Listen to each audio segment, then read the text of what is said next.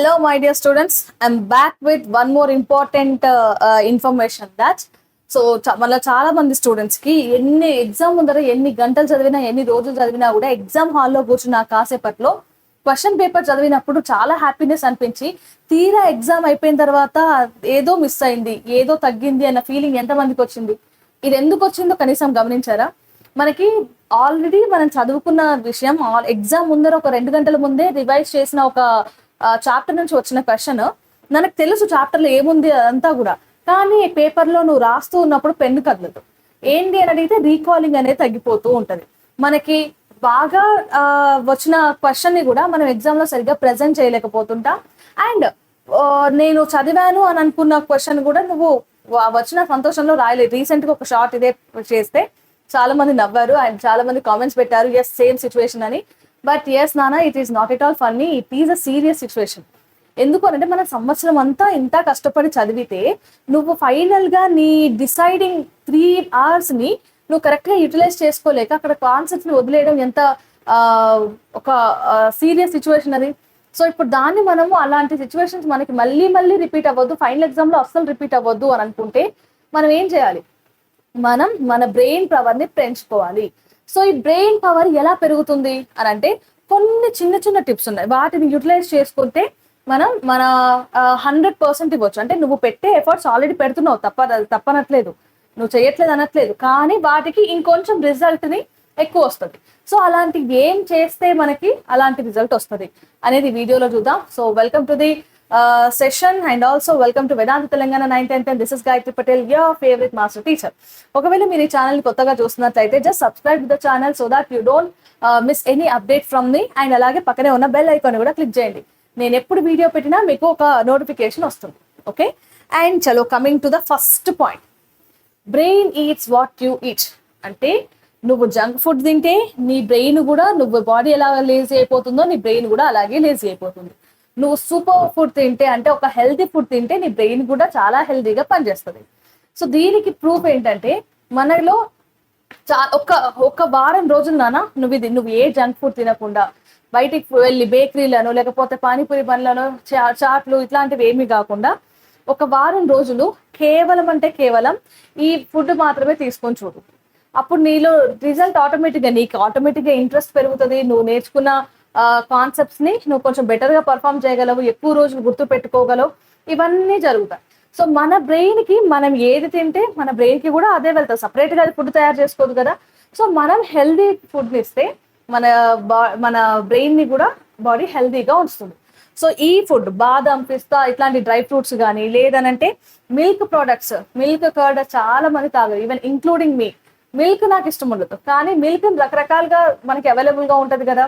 So అది curd లాగానో పన్నీర్ లాగానో, సో మీరు ఎలాగైనా తీసుకోవచ్చు. అండ్ ఇంకొకటి బనానాస్, యాపిల్స్ ఇలాంటి ఫ్రూట్స్, దాంతో పాటుగా ఎగ్స్, ఫిష్, ఇవి ఇంకా మనకి చెప్పాల్సిన అవసరం లేదు, ఇంకా పోతూనే ఉంటాయి, రైట్? సో ఇలాంటి హెల్దీ ఫుడ్ ని తీసుకున్నప్పుడు మన బ్రెయిన్ 2x ఫాస్ట్ గా పనిచేస్తుంది అండ్ 2x బెటర్ గా పనిచేస్తుంది, చాలా ప్రొడక్టివ్ గా పనిచేస్తుంది. కావాలంటే ఇది ఒక జస్ట్ 1 week గివప్ ఇచ్చేసి, మీ ఫేవరెట్ ఫుడ్ ని గివప్ ఇచ్చేసి వీటిని తినడం స్టార్ట్ చేయండి, మీకు రిజల్ట్ తెలుస్తుంది. అండ్ ఇంకొక విషయం, so memory becomes strong when you recall. General గా మన బాడీలో మనం ఏదైనా లేజీగా ఉన్నాము, లేకపోతే మనం ఫిట్ గా తయారవ్వాలి అని అనుకుంటే మనం అందరం ఏం చేస్తాం? ఎక్సర్సైజ్ చేయడం స్టార్ట్ చేస్తాం. ఓకే, జిమ్కి వెళ్తాం. మనందరికీ కూడా బాడీ ఫిట్ గా ఉండాలంటే జిమ్కి వెళ్తాం. ఎందుకు? కరెక్ట్ గా మన బాడీని కరెక్ట్ ఫ్లెక్సిబుల్ గా ఉంచడానికి, మనం అనుకున్న పనిని చేసుకోవడానికి వీలుగా ఉంటది. నేను కనీసం కింద ఒక వస్తువు పడితే కింద ఉన్న వస్తువుని వంగి తీసుకోలేకపోతే ఇంకా నా బాడీ ఫెయిల్స్. నా కంట్రోల్ లేదు, ఇది నేను చెప్పినట్టుగా వినట్లేదు, ఇంకా దేనికి పనికిరాదు అన్నట్టు. కాబట్టి నేను నా బాడీని షేప్ చేసుకోవడానికి ఏం చేస్తాను? ఎక్సర్సైజ్ చేస్తా, యాక్టివ్ గా ఉంటా, లేకపోతే యోగా చేస్తా, జిమ్ చేస్తా. ఇదంతా కూడా ఏది? మనం ఫిజికల్ గా యాక్టివ్ గా ఉండడం, ఫిట్ గా ఉండడానికి. మరి మన బ్రెయిన్ ఫిట్ గా ఉండడానికి ఏం చేయాలి అని అంటే, నువ్వు చదివిన ఒక విషయాన్ని రీకాల్ చేయి, రివిజన్ చేయి. అది మన బ్రెయిన్ కి, నువ్వు బాడీకి జిమ్ ఎలాగో మన బ్రెయిన్ కి రీకాలింగ్ అలాగా. ఓకేనా? నువ్వు ఎంత రీకాల్ చేస్తే నీ బ్రెయిన్ అంత యాక్టివ్ గా పనిచేస్తుంది. నువ్వు ఎప్పుడు అడిగినా కూడా ఇమ్మీడియట్ గా రీకాల్ చేస్తుంది. నువ్వు ఏ ఎగ్జామ్ రాసినా, సడన్ గా ఇప్పుడు స్కూల్కి వెళ్ళినావు, టీచర్ క్లాస్ లో ఎగ్జామ్ పెట్టింది, అందులో నువ్వు చదవలేదు, రాత్రో నిన్ననో నువ్వు చదవలేదు, కానీ ఎప్పుడో చదివావు, నీ బ్రెయిన్ నీకు గుర్తు చేస్తుంది ఆ విషయాన్ని. ఎందుకు? నీ బ్రెయిన్ ఫిట్ గా ఉంది కాబట్టి. లేదు అని అనుకో, అప్పుడు ఏమవుతుంది, రీకాల్ చేసుకోవడానికి చాలా టైం పడుతుంది. ఈ లోపల ఎగ్జామ్ టైం అయిపోతుంది, మేడం పేపర్ తీసేసుకుంటుంది. ఓకే, సో దానికోసమే ఏం చేయాలి, ఎప్పుడు చదువుతూనే ఉండడం కాకుండా, లాస్ట్ వీడియోలో కూడా చెప్పిన నేను, ఎప్పుడు చదువుతూనే ఉండడం కాకుండా రీకాల్ చేయండి. పేపర్ పెన్ను తీసుకొని మీకు గుర్తున్న ఆన్సర్ని, కాన్సెప్ట్ మీకు గుర్తున్నంత వరకు రాయండి. దీనివల్ల చాలా చాలా బెనిఫిట్స్ ఉంటాయి, రీకాలింగ్ పవర్ పెరుగుతుంది. అండ్ ఇంకొక విషయం నాన్న, మనము బ్రెయిన్కి, ఇప్పుడు నువ్వు ఫోన్ ఉంది, మనందరికి ఫోన్లు ఉంటాయి కదా, ఫోన్లు ఉన్నప్పుడు మమ్మీ ఒకవేళ మర్చిపోయి ఫోన్ ఛార్జింగ్ పెట్టడం పక్కన మర్చిపోతే, ఛార్జింగ్ లేకపోతే ఏమవుతుంది, ఇమ్మీడియట్ గా నువ్వు ఫోన్ ఛార్జింగ్ తీసుకుపోయి పెడతావా లేదా? ఎందుకు, పొరపాటున అది స్విచ్ ఆఫ్ అయిపోతే నీకు టైం అసలు ఏం తోచదు. ఓకే, టైం పాస్ కాదు, ఆ భయం నీకుందా? సో నువ్వు కరెక్ట్ గా యూటిలైజ్ చేసుకోవడానికి, ఫోన్ పని చేయాలంటే దానికి ఎలాగైతే ఛార్జ్ చేస్తావో, నీకు అవసరం వచ్చినప్పుడు నీ బ్రెయిన్ నీ కంట్రోల్లో ఉండి నువ్వు చెప్పిన మాట విని పని చేయడానికి దానికి కూడా ఛార్జింగ్ అవసరం. కానీ ఛార్జింగ్ అని అంటే మన బ్రెయిన్కి తీసుకువెళ్ళి మనం ప్లగ్ నేమ్ పెట్టలేం కదా. మరి బ్రెయిన్ ఎలా ఛార్జ్ చేస్తామంటే, మనం పడుకుంటే సరిపోతుంది. Minimum to minimum 8 hours sleep ఉంటే మన బ్రెయిన్ చాలా యాక్టివ్గా పనిచేస్తుంది. నువ్వు రోజంతా పొద్దంతా ఎంతైనా చదువు, ఆ చదివిన మొత్తం విషయాలన్నీ కూడా నువ్వు పడుకున్నప్పుడే బ్రెయిన్ రీస్టోర్ చేసుకుంటుంది, ఫ్రెష్ అవుతుంది. సో దాట్ ఎక్కువ రోజులు అది గుర్తుపెట్టుకోగలదు. ఓకే, అండ్ ఇంకొక విషయం నాన్న, ఇక్కడ స్లీప్ అనేది, మ్యామ్ నేను ఎప్పుడైనా 8 గంటలు పడుకోవచ్చు కదా, సో నేను ఒక నైట్ 12కి పడుకొని, నా స్కూల్ ఎట్లాగో నాకు నైట్ 9కి కదా మార్నింగ్, నేను 12కి పడుకొని నేను మార్నింగ్ 8కి లేస్తా, అప్పుడు నాకు 8 hours స్లీప్ ఉంటుంది కదా అని, ఇట్లాంటి స్మార్ట్ అతి తెలివితో కూడా కొన్ని లెక్కలు వేస్తుంటారు. కానీ the best time to sleep, best time to give rest to our brain is 10:30 to 5 AM. ఈ గ్యాప్ లో గనక నువ్వు నీ బ్రెయిన్ కి ఎలాంటి ప్రెషర్ లేకుండా, స్ట్రెస్ లేకుండా గనక టైం ఇస్తే, అది చాలా సూపర్ 2x రేట్ లో పనిచేస్తుంది. లేదు అట్లా కాదు, నేను నైట్ అంతా మూవీస్ చూస్తా, రీల్స్ చూస్తా, అండ్ మార్నింగ్ నాకు 5 గంటల టైం ఉన్నా చాలు, నేను అడ్జస్ట్ చేసుకోగలుగుతాను, అది సూపర్ బాడీ అని నువ్వు గనక బ్రెయిన్ వాడాల్సిన దానికన్నా ఎక్కువ వాడేసావు అనుకో, అప్పుడు నీకు పనికొచ్చే టైంకి అది హ్యాండ్ ఇస్తుంది. నీ ఫోన్ హ్యాంగ్ అయినట్టే బ్రెయిన్ కూడా హ్యాంగ్ అవుతుంది. ఎగ్జాక్ట్ గా ఎప్పుడు హ్యాంగ్ అవుతుంది, ఎగ్జామ్ టైంలో హ్యాంగ్ అవుతుంది. అలా అవ్వద్దు అని అనుకుంటే నువ్వు దానికి రీఛార్జ్ చేయాలి. రీఛార్జ్ అంటే మళ్ళీ అట్లా కాదు, ఛార్జ్ చేయాలి. ఇట్లా పడుకొని దానికి స్లీప్ ఇస్తే ఛార్జ్ అయిపోతుంది. అండ్ ఇంకొక విషయం నాన్న, ఎంతమంది స్క్రీన్ చూస్తున్నప్పుడు కనీసం బ్లింక్ కూడా చేయరు, ఈ విషయం మీకు తెలుసా? సరే, ఈసారి మీరు ఫోన్ చూస్తున్నప్పుడు మీ పక్కన మమ్మో డాడో సిబ్లింగ్సో ఉంటే వాళ్ళని నోటీస్ చేయమని చెప్పండి. నేను ఫోన్ చూస్తున్నప్పుడు నాకు తెలియకుండా అందులో నేను లీనం అయిపోయినప్పుడు నేను ఒక 5 minutes అబ్జర్వ్ చేసి, నేను బ్లింక్ చేస్తున్నానా, కనీసము ఎవరైనా మాట్లాడితే పట్టించుకుంటున్నానా, లేకపోతే నన్ను ఎవరైనా ఏదైనా అడిగితే నేను రిప్లై ఇస్తున్నానా, ఇవి గమనించమని చెప్పండి. 90% of the students don't blink there ice, కంటిన్యూస్గా అట్లా చూస్తూనే ఉంటారు. ఎప్పుడు యాడ్స్ వచ్చినప్పుడు, లేకపోతే మధ్యలో ఏదైనా మనకి ఛార్జింగ్ అయిపోతున్నా ఫోన్ వస్తున్నా మళ్ళీ వేరే బయటకు వస్తారు తప్ప అందులోనే ఉంటారు. సో ఇంత ఎక్స్ట్రీమ్ లైట్ అనేది, కంటిన్యూస్ గా లైట్, మళ్ళీ అది కూడా నువ్వు బ్లింక్ కూడా చేయకుండా వాడితే ఏమవుతుంది, ఫస్ట్ ఆఫ్ ఆల్ కళ్ళు పాడైతాయి. ఇంకొక విషయం ఏంటంటే, నువ్వు ఫోన్ని స్క్రోల్ చేస్తూనే ఉన్నప్పుడు ఆటోమేటిక్గా రీల్స్ అని, యూట్యూబ్ షార్ట్స్ అని, స్నాప్చాట్ ఇట్లాంటి రకరకాలే ఉంటాయి. అలాంటివన్నీ చూస్తున్నప్పుడు ఆటోమేటిక్గా బ్రెయిన్లో డోపమైన్ రిలీజ్ అవుతుంది. సో ఇది హ్యాపీ హార్మోన్ కాబట్టి నువ్వు దీనికి అడిక్ట్ అయిపోతావు. సో ఇప్పుడు ఏమవుతుంది, నాకు హ్యాపీనెస్ ఎక్కడ వస్తుంది, ఫోన్ చూస్తేనే వస్తుంది, కథం. ఇంకా అక్కడ మాత్రమే వస్తుంది అని నువ్వు ఫిక్స్ అయిపోతే, దాని తర్వాత నువ్వు ఇంకే పని మీద ఫోకస్ చేయలేవు, కాన్సన్ట్రేట్ చేయలేవు. బుక్స్ ముట్టుకోవాలంటే బోరింగ్ గా అనిపిస్తుంది. సో బుక్స్ వల్ల మనకేం ఒరిగేది ఏం లేదు కదా అని లైట్ తీసుకుంటావు. సో చాలా అనర్థాలు ఉన్నాయి ఫోన్ వల్ల, ఒకటి కాదు, ఇండైరెక్ట్ అనర్థాలు చాలా ఉన్నాయి. కాబట్టి నువ్వు ఫోన్ వాడకాన్ని తగ్గించు. స్క్రీన్ అని అంటే అన్నీ వస్తుంది, ట్యాబ్ వస్తుంది, మొబైల్ వస్తుంది, ల్యాప్టాప్ వస్తుంది, అన్నీ వస్తాయి. మరి మ్యామ్ నేను ఇప్పుడు కూడా ఫోన్ పట్టుకున్నాను, మీ క్లాస్ చూస్తున్నాను కదా, సో ఇప్పుడు నేను క్లాస్ చూడొద్దు అని అంటారా, మీ వీడియో చూడొద్దు అని అంటారా? చూడాలి, పనికొచ్చే పనులు మాత్రమే చేయాలి. ఇప్పుడు నా వీడియో చూడడం వల్ల, ఇప్పుడు ఈ సెషన్ వినడం వల్ల నువ్వు ఎంతో కొంత రెండో మూడో మంచి విషయాలు నేర్చుకుంటున్నావు. సో దట్ నువ్వు రేపు పొద్దున ఎగ్జామ్కి పనికొచ్చే రకంగా నీ షెడ్యూల్ని లేకపోతే నీ డైలీ ప్లాన్ చేసుకుంటావు. అంతేగాని ఇక్కడ ఎంటర్టైన్మెంటో లేకపోతే నీకు ఇమ్మీడియట్గా హ్యాపీనెస్ ఇచ్చేదో ఏం చెప్పట్లేదు కదా.